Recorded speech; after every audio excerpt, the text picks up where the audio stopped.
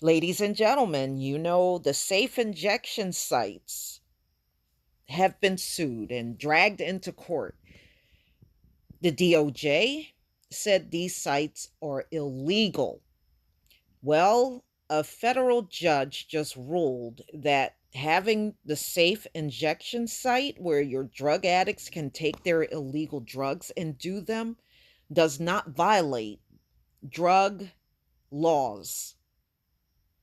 So, look like they're going to be able to open this place in Philadelphia and have the junkies come in with their illegal drugs, and they will get Narcan if they happen to overdose. Now, they claim that they're opening these sites to cut down on drug overdoses. Well, you can tell me what you think if this is really going to cut down on drug overdoses.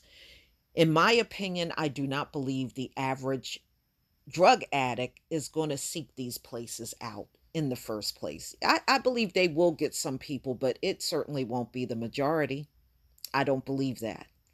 I don't believe most of these drug addicts will get drugs and go, wait, I can't do my drug right now. I got to go to the safe injection site.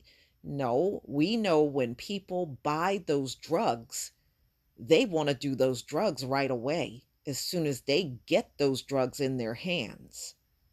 They're not going to wait to go to a safe injection site. So this came out in NPR October 2nd, 2019. Judge rules planned supervised injection site does not violate federal drug laws. Well, we'll see if the Department of Justice counteracts this. I don't know about this. A judge has ruled that a Philadelphia nonprofit group planned to open the first site in the United States where people can use illegal opioids under medical supervision does not violate federal drug laws. Really? Okay. So they're saying that these places can open and serve the public, and they are not in violation of anything by doing so. So that's what they are claiming, ladies and gentlemen. You know, this is going to be an interesting fight because you can best believe this ain't over.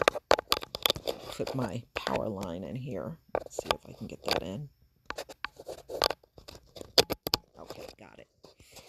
Okay, ladies and gentlemen. So they're saying this delivers a setback to the Justice Department lawyers who launched a legal challenge to block the facility. Now, they were claiming that if they open these facilities, they will shut them down. They will shut them down. And if they have to, they will arrest the people that are running these safe injection sites. All right, so U.S. District Judge Gerald McHugh ruled Wednesday that Safe House's plans to allow people to bring their own drugs and use them in a facility to help combat fatal overdoses do not violate the Controlled Substance Act. The ultimate goal of Safe Houses' proposed operation is to reduce drug use, not facilitate it, McHugh wrote in his opinion, which represents the first legal decision about whether supervised injection sites can be legally permissible in America. Now, you know, they got this whole concept from Canada. This is what Canada does right now, and it is legal up there. The decision means that the country's first supervised injection site, or what advocates call an overdose prevention site, can go forward. Justice Department prosecutors had sued to block the site, calling the proposal in your face illegal activity, while local officials in New York and San Francisco praised the decision. The federal government is expected to appeal. So this thing looked like it's going to go forward. And I know, but they've been waiting since I think the beginning of this year to open up this injection site in the city of Philadelphia. Okay, so the Justice Department remains committed to preventing illegal drug injection sites from opening, said Bill McSwain, U.S. Attorney for the Eastern District of Pennsylvania. Today's opinion is merely the first step in a much longer legal process that will play out. This case is obviously far from over. More studies show that the supervised injection sites can drive down fatal overdoses. These sites are credited with restricting the spread of infectious diseases.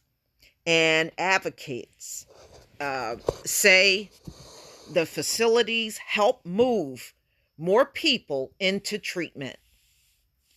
The American Medical Association has endorsed launching supervised injection site pilot programs. Wow. You know, this is unbelievable. Philadelphia is being devastated, and they're right. Drug addiction there is bad. It is bad. It's so bad that when you go to certain areas, they have the tent cities up, and they also have, the hypodermic needles all over the ground. It's a bad situation there. It really is. So they're pretty much saying that these sites are going to go forward. So if this one opens, then there's going to be one in New York that opens, and there's going to be one in San Francisco that opens, and on and on and on. So, ladies and gentlemen,